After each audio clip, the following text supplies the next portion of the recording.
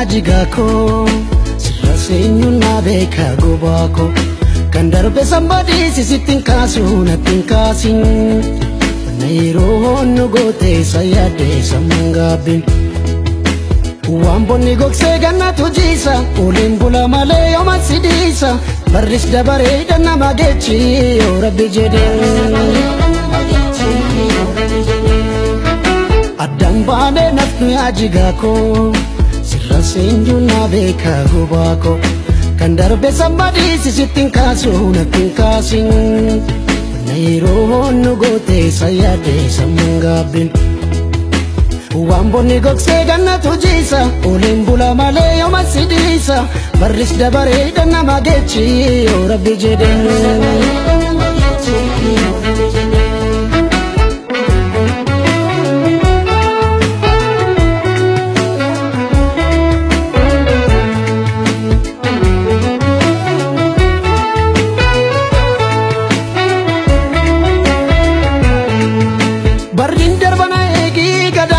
milkiti bilbannu fura yomu irroon barana guutti waliif galla kulleetoo wallabni nama miti annan dhufana eegi irreecha baranaatti waaqeffanna galleetoo malkaa horar sadiitti waan jirtu dubatika anaaf sunu wal beeka jirtooma magaalaan koodeetiyyaa Ya jala la julma kambiya Ana masi argun kawani nole Nanda beda chira kan si chale Wana lukubu swana walale Gajjade kafeera la falale Akka chiduga mulacha Barri dukana suni dabrera Beka kapate nuti diata Arke firrito suma chitoko Lafti afagato Rakkina gammatu anaafsi argachuu ragamtuun caalu rakkoo jedhee kolleeto galliin oolu qopheechi bakkeen bulu egaa to galliin oolu kalloo to galliin oolu asii fi achi laalu dhabeera kan si caalu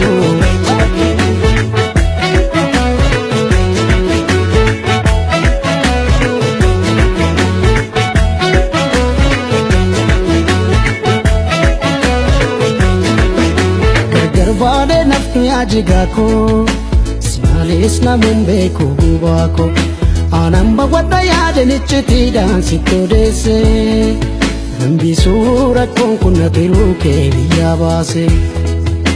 Wamboni gokse ganna tujisa Ulin bula male yoma sidisa Baris da bareeda na magechi o rabbi jede Gargar bade nafnu ajigako Simalis na mumbeku gubako Anamba wadda yaade nichiti dansi todese Nambi surat konkuna tiruke liya base Wamboni gokse ganna tujisa Ulin bula male yoma sidisa Baris da bareeda na magechi o rabbi jede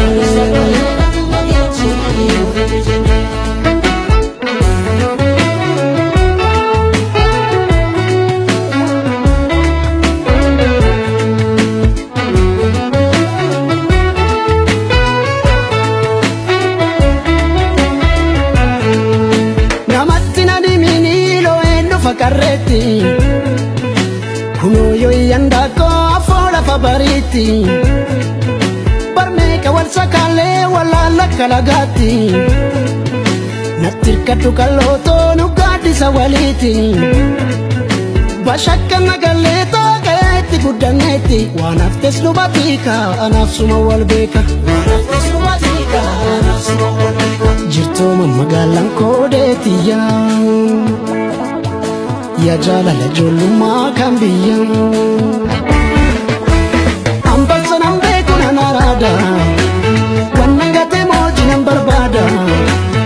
Itus gabari itus gapinada